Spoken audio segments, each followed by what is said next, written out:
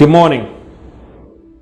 In a unanimous ruling by the full court, the Supreme Court of Ghana has ruled that the Ghanaian birth certificate is a worthless document.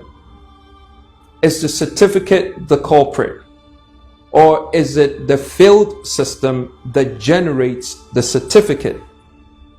In a lawsuit filed by the NDC and private individuals challenging the new voter register ordered by the Electoral Commission, issues of proper identification were addressed, along with the ruling that old voter registration cards would not be honored as legal identification.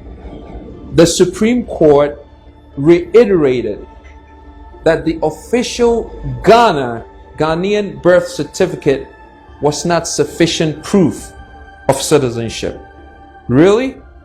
A birth certificate? All Ghanaians must ask, what is a more official form of identification than the registration certificate of birth?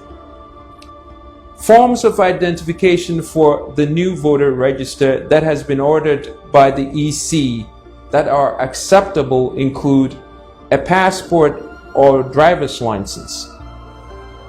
To obtain either a passport or driver's license, the citizen must pay a fee and produce their birth certificate.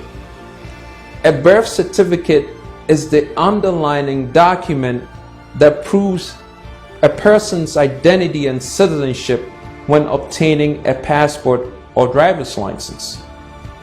Isn't it reasonable that the proof of citizenship used to obtain a passport or driver's license would also be proof when registering to vote?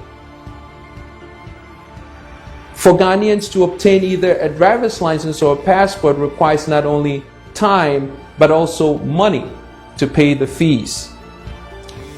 Once they obtain their paid identifications, Ghanaians must now risk COVID-19 infections as they wait on lines for their new voter registration. The Supreme Court ruling also solidified the EC's authority to call for a new voter register based on their constitutional authority. The sudden need for a new voter register only months before a national election, as well as during a worldwide pandemic, will surely disenfranchise many voters. It took the NPP over 3 years to come to the realization that the process that ushered them in suddenly was not good enough and needed a total overhaul. 3 years. Now, my million-dollar question: what now happens to the millions of Ghanaians living abroad who both, by the way, Presidents Akufo-Addo and John Mahama assured that ROPA, the Representation of the People's Amendment Act, will be implemented for their benefit? Did the EC make arrangements for their registrations at the Ghana consulates abroad so that in the event that ROPA is not implemented by December, they will still be able to vote when they travel 3,000 miles from their respective domiciles to Ghana in December? I guess the EC and the Akufo-Addo government pulled the fast one on us again, didn't they? Ghanaians living abroad who sent to Ghana more money than the entire Ghana collects in taxes, both corporate and personal, have been taken for fools again. Is this a government that we can trust? Absolutely not. In nations around the world, election reform includes making it easier for citizens to vote. In Ghana, the Electoral Commission is intent on making it harder and more dangerous in the middle of a surge of coronavirus and at millions of dollars.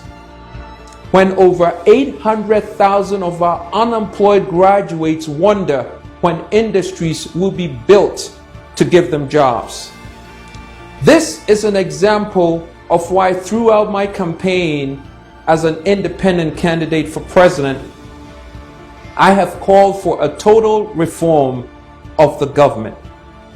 Indeed, in my platform, I have called for an overhaul of the system of vital statistics that officially records the births and deaths of Ghanaians. The proposal will be an initiative for a national data repository system, NDRS, where every citizen is algorithmically stored by a unique encryption, so that our professionally managed National Office of Vital Statistics will be able to generate birth certificates that are legally recognized form of identification and a proof of citizenship for all Ghanaians. It is time for a prudent, functional, systems approach to doing things in Ghana.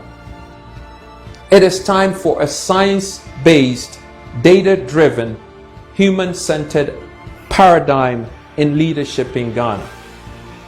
Register by any means necessary. Register, because it is time to fire NDC and MPP this December. It is time. Thank you.